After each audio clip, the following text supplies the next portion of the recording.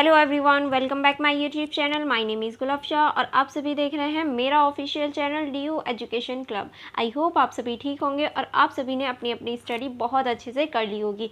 जैसे कि आप सभी को पता है आपके एग्ज़ाम चल रहे हैं और आज की जो वीडियो होने वाली है वो हमारी क्वेश्चन पेपर की होने वाली है, क्योंकि मोस्ट इंपॉर्टेंट हो जाता है एग्ज़ाम से पहले क्वेश्चन पेपर देख लेना, ताकि आपको पता चल जाए किस टाइप से क्वेश्चन पूछे जाते हैं और कैसा क्वेश्चन पैटर्न रहता है आपके एग्ज़ाम में। तो इसलिए आपको मोस्ट इम्पॉर्टेंट है कि आप इस वीडियो को फुल देखें, यानी लास्ट तक देखें, बीच में ही नहीं छोड़ें। तो लास्ट तक ज़रूर देखना। और आज की जो हमारी वीडियो होने वाली है वो BA प्रोग्राम सेमेस्टर 2 के स्टूडेंट्स के लिए होने वाली है। और ये जो हमारी वीडियो है ये पॉलिटिकल साइंस की होने वाली है। इस पॉलिटिकल साइंस का नाम है आपका इंडियाज़ फॉरेन पॉलिसी, यानी ये जो आपकी बुक है इसका आज हम क्वेश्चन पेपर डिस्कस करने वाले हैं, जो कि मोस्ट इम्पॉर्टेंट है। अगर आप BA प्रोग्राम कर रहे हैं और आप 2nd सेमेस्टर में हैं तो ये वीडियो बहुत इंपॉर्टेंट होने वाली है। चलिए फिर बिना देरी करे आज की हम वीडियो की स्टार्टिंग करते हैं। जैसे कि आप देख सकते हैं ये जो आपका क्वेश्चन पेपर है ये पूरा 90 ही मार्क्स का है और आपको इस क्वेश्चन पेपर को करने के लिए 3 घंटे दिए जाएंगे, यानी 3 आवर्स होंगे आपके पास इस क्वेश्चन पेपर को सॉल्व करने के लिए। ठीक है, ये सारी ही चीज़ें आप यहाँ देख सकते हैं। उसके बाद में यहाँ थोड़े से निर्देश हैं जो इंग्लिश में दे रखे हैं। चलिए फिर हम इस क्वेश्चन पेपर की स्टार्टिंग करते हैं। जैसे कि आप सभी यहाँ देख सकते हैं, यहाँ ये क्वेश्चन पेपर के जो मेन पॉइंट्स हैं या फिर ये कहें जो इंस्ट्रक्शंस हैं वो हिंदी में दे रखे हैं। जैसे कि आप यहाँ देख सकते हैं, आपको सबसे पहले रोल नंबर फिल करना है अपने क्वेश्चन पेपर को लेते ही, और इन सभी में से सिर्फ आपको 5 क्वेश्चन करने हैं। आपको यहाँ बहुत सारे क्वेश्चन देखने को मिलेंगे, लेकिन आपको सिर्फ 5 ही क्वेश्चन अटैम्प्ट करने हैं। ठीक है, बहुत सारे बच्चे ऐसे होते हैं कि निर्देश नहीं पढ़ते और सारे ही क्वेश्चंस अटैम्प्ट कर देते हैं। तो ऐसी गलती आप बिल्कुल मत करना, क्योंकि आप एक समझदार स्टूडेंट हो और समझदार स्टूडेंट ऐसी सिली मिस्टेक नहीं करते। तो आप ज़रूर ध्यान से पढ़ना कि आपको कितने क्वेश्चन अटैम्प्ट करने हैं, और सभी जो क्वेश्चन हैं सभी के अंक बराबर हैं। और आप इस क्वेश्चन पेपर को सॉल्व इंग्लिश या फिर हिंदी दोनों ही लैंग्वेज में कर सकते हैं। जो आपको सुटेबल लगे आप उस लैंग्वेज में इसका आंसर दे सकते हैं। ठीक है, चलिए फिर स्टार्ट करते हैं हमारे क्वेश्चन नंबर 1 से। जैसे कि आप देख सकते हैं हमारा क्वेश्चन नंबर 1 है, समकालीन भारत में विदेश नीति को निर्धारित करने वाले विभिन्न कारक क्या हैं। यानी देखिए, जो समकालीन भारत है, जो अभी का भारत है, उसमें जो विदेश नीति है हमारी, उसको निर्धारित करने वाले जो विभिन्न कारक हैं उनके ऊपर आपको चर्चा करनी है। उन्हीं कारकों के ऊपर आपको बताना है कि हमारी जो विदेश नीति है उसको निर्धारित करने वाले कौन कौन से कारक हैं। एटलीस्ट आपको 7-8 कारक तो लिखने ही हैं, क्योंकि देखिए हर क्वेश्चन बराबर है और सभी क्वेश्चन के अंक बराबर हैं, और ये टोटल जो है वो 90 मार्क्स का क्वेश्चन पेपर है। तो आपको इसी अकॉर्डिंग सारे ही क्वेश्चंस को अटेम्प्ट करना है। ठीक है, चलिए फिर आगे बढ़ते हैं। हम लोग देख लेते हैं क्वेश्चन नंबर 2। जो क्वेश्चन नंबर 2 है आपका वो है, शीत युद्ध के दौरान गुटनिरपेक्षता आंदोलन में भारत की भूमिका पर चर्चा कीजिए। यानी शीत युद्ध के दौरान गुटनिरपेक्षता आंदोलन के दौरान जो भारत की भूमिका थी वो बतानी है। देखिए, पहले तो आपको बताना है कि गुटनिरपेक्षता आंदोलन क्या था, जो कि शीत युद्ध के टाइम चला था। देखिए, जब भारत आज़ाद हुआ था तो उस टाइम पे पूरा विश्व, यानी पूरा विश्व जो था वो 2 गुटों में बटा हुआ था, एक ध्रुवीय राष्ट्र है, एक मित्र राष्ट्र है। अब जितने भी नए नए उदय हो रहे थे या फिर ये कहें नए नए आज़ाद देश हो रहे थे, उनके पास 2 ऑप्शन थे, या तो वो ध्रुवीय राष्ट्र में मिल जाएं या फिर वो मित्र राष्ट्र में मिल जाएं। पर हमारा भारत ऐसा नहीं चाहता था, क्योंकि हमारे भारत को ये नहीं था कि एक ही उसमें चले जाएं, क्योंकि देखिए अगर इस वाले गुट में जाएंगे तो इसके विरोधी बन जाएंगे, इस गुट में जाएंगे तो इसके विरोधी बढ़ जाएंगे। पर हमारा भारत कभी किसी का विरोधी नहीं बनना चाहता था, इसीलिए भारत ने गुट निरपेक्षता आंदोलन को चलाया और गुट निरपेक्षता आंदोलन में अपनी भागीदारी दिखाई, जिसका मतलब था कि हम ना तो ये जो गुट बटे हुए हैं, ना हम इस गुट के साथ हैं ना हम इस गुट के साथ हैं, हम तो बिल्कुल अलहदा हैं। लेकिन अगर कोई बेनिफिट होगा तो हम इस गुट से भी बेनिफिट लेंगे, इस गुट से भी बेनिफिट लेंगे, लेकिन हम दुश्मन किसी के नहीं हैं, हम गुट निरपेक्ष हैं। तो भारत ने गुट निरपेक्षता की नीति को अपनाया था और भारत को फाउंडर भी कहा जाता है, क्योंकि सबसे पहले ये कहें जो गुट निरपेक्षता आंदोलन की शुरुआत थी वो भारत द्वारा ही की गई थी। तो पहले आपको इस क्वेश्चन में गुट निरपेक्षता की थोड़ी सी परिभाषा बतानी है कि किसी किसी में गुट में ना रहकर पृथक रहने की जो नीति थी वो गुटनिरपेक्षता नीति थी। फिर उसके बाद में भारत की जो भूमिका थी वो आपको बताना है कि किस तरह से भारत ने इसको आगे बढ़ाया, सभी देशों को प्रोत्साहन किया ताकि वो गुटनिरपेक्षता को बढ़ाएं और किसी भी गुट में ना जाएं, और जो शीत युद्ध है उसको कम करने में भी भारत ने रोल निभाया था गुटनिरपेक्षता की सहायता से। तो यही सारी चीज़ें आपको बतानी है। आई होप आपको ये क्वेश्चन अच्छे से समझ में आ गया होगा। फिर आप देख सकते हैं यहाँ हमारा क्वेश्चन नंबर 3 है, जैसे कि अगर आप इंग्लिश मीडियम वाले स्टूडेंट हैं तो आप इसको देख सकते हैं।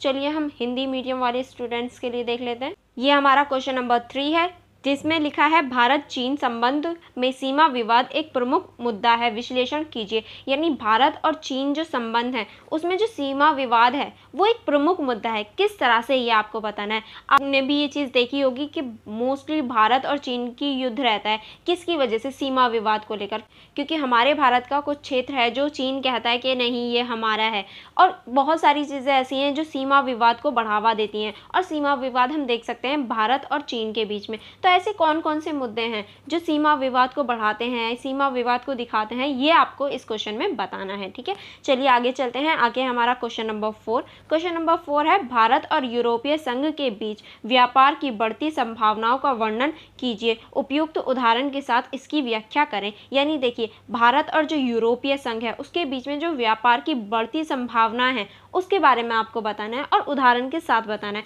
पहले भारत और यूरोपीय संघ के बीच इतना व्यापार नहीं था, पर अब बहुत ज़्यादा व्यापार है, क्योंकि भारत जो है वो कच्चे मसाले और सूती वस्त्र के लिए सबसे बड़ा और सबसे अच्छा देश माना जाता है, और ये सारी चीज़ें यूरोप में जो जाती हैं वो भारत से जाती हैं। तो व्यापार की जो बढ़ती संभावनाएं हैं वो हम यहीं से देख सकते हैं, क्योंकि अब जो है वो भारत बहुत बड़े स्तर पर निर्यात करता है, आयात करता है, तो वो सारी चीज़ें हम देख सकते हैं। तो इसी वजह से व्यापार की जो बढ़ती संभावना है यूरोप और भारत के बीच में वो देखी जा सकती है, यही आपको बताना है। ठीक है, और यहाँ आपको उपयुक्त उदाहरण के साथ बताना है, यानी कोई ना कोई उदाहरण लेकर बताना है। ठीक है, चलिए आगे चलते हैं। आगे अब हम देखेंगे क्वेश्चन नंबर 5।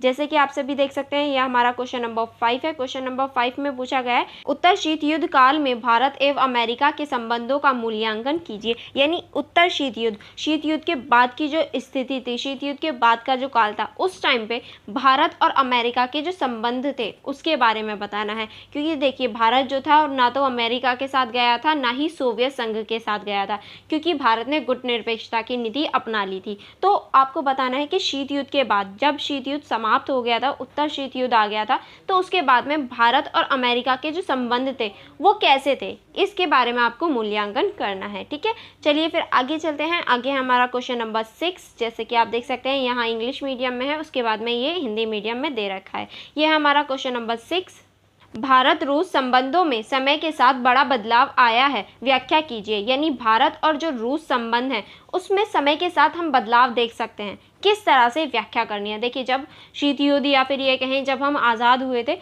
हमारे रूस के साथ पहले से ही संबंध अच्छे हैं, पर अब ज़्यादा बदलाव आया है समय के साथ।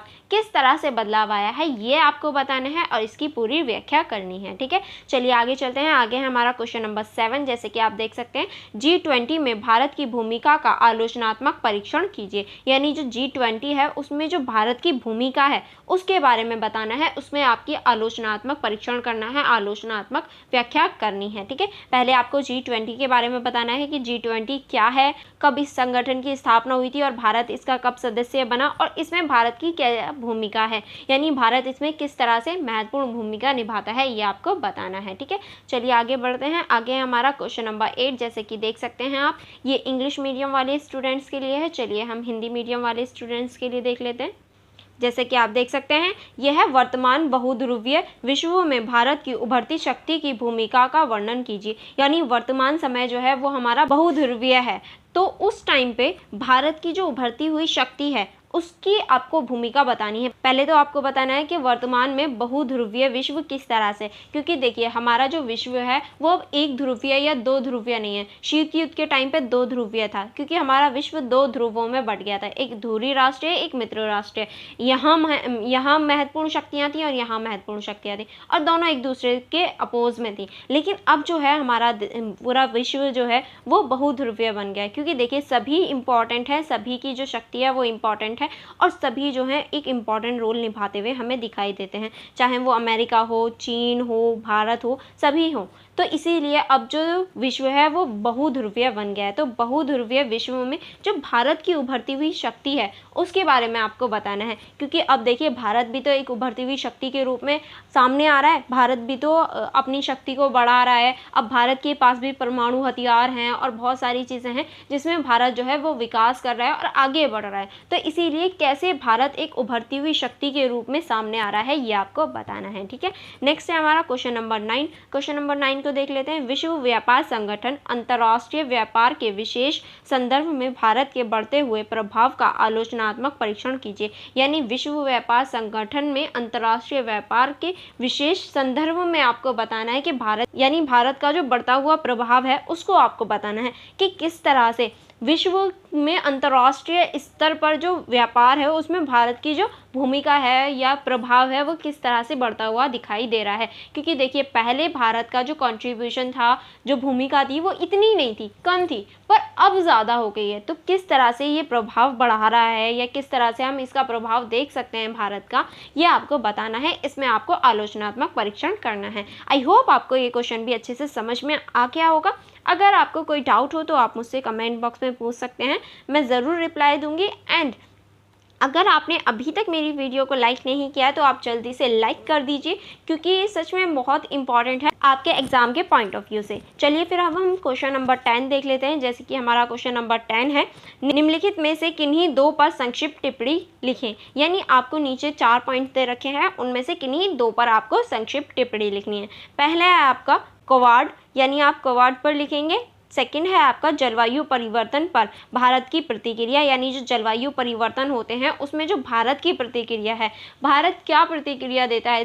देखिए जैसे कि अगर कोई प्रॉब्लम हो जाए तो आप उस पर क्या रिएक्शन देंगे, इसी तरह से बिल्कुल सेम जो जलवायु परिवर्तन हो रहा है ये एक समस्या तो है, तो उस पर भारत की जो प्रतिक्रिया है, भारत का जो एक्शन है वो आपको बताना है, ठीक है। चलिए आगे बढ़ते हैं। आगे है हमारा क्वेश्चन नंबर सी, यानी सी को देख लेते हैं। सी है हमारा एक्ट ईस्ट पॉलिसी, यानी आपको एक्ट ईस्ट पॉलिसी के बारे में बताने हैं। नेक्स्ट है आपका आतंकवाद, कि आतंकवाद क्या होता है, किस तरह से ये प्रभावित करता है और किस तरह से ये एक देश को और पूरे विश्व को प्रभावित करता है। क्योंकि आतंकवाद जो है वो एक देश की समस्या नहीं है, जैसे कि पर्यावरण मुद्दे हैं या फिर जलवायु परिवर्तन है, इसी तरीके से आतंकवाद भी एक देश के लिए मुद्दा नहीं है, ये पूरे विश्व के लिए मुद्दा है। तो आपको पहले आतंकवाद की थोड़ी सी डेफिनेशन लिखनी है, फिर उसके बारे में आपको डिटेल में बताना है। आई होप आपको पूरा ही क्वेश्चन पेपर समझ में आ गया होगा। अगर आपको कोई डाउट हो या कोई प्रॉब्लम हो तो आप मुझसे कमेंट बॉक्स में पूछ सकते हैं, मैं ज़रूर रिप्लाई दूंगी। And for more videos, more connectivity, आप मेरे टेलीग्राम ग्रुप को ज्वाइन कर सकते हैं। वहाँ अगर आपको कोई क्वारी हो या फिर कोई क्वेश्चन हो तो आप मुझसे वहाँ पूछ भी सकते हैं, मैं वहाँ भी आपको रिप्लाई देती हूँ। एंड वहाँ आपको नोटिफिकेशन भी मिल जाती हैं अगर आपके सब्जेक्ट से रिलेटेड कोई भी इन्फॉर्मेशन या फिर आपके लिए कोई इंपॉर्टेंट इन्फॉर्मेशन होती है तो आप वहाँ देख सकते हैं। एंड आप मेरे इंस्टाग्राम आईडी को भी चेकआउट कर सकते हैं, क्योंकि वहाँ भी मैं आपको अपडेट कराती हूँ, वहाँ भी सारी इन्फॉर्मेशन देती हूँ, तो आप वहाँ भी चेकआउट कर सकते हैं। एंड इस वीडियो को अपने फ्रेंड्स के साथ शेयर करना मत भूलना, ताकि उन्हें भी इन्फॉर्मेशन मिल जाए और वो भी अपना ये जो क्वेश्चन पेपर है इसको देख पाएँ और अपनी स्टडी को अच्छे से कर पाएँ। और आप भी फटाफट से मेरी वीडियो को लाइक कर दीजिए एंड मेरे चैनल को सब्सक्राइब कर लीजिए, क्योंकि वैसे भी इतनी सारी लाइक्स लेकर कहाँ जाओगे, तो लाइक करना मत भूलना। ओके, चलिए फिर मिलते हैं नेक्स्ट वीडियो में। Thank you for watching everyone.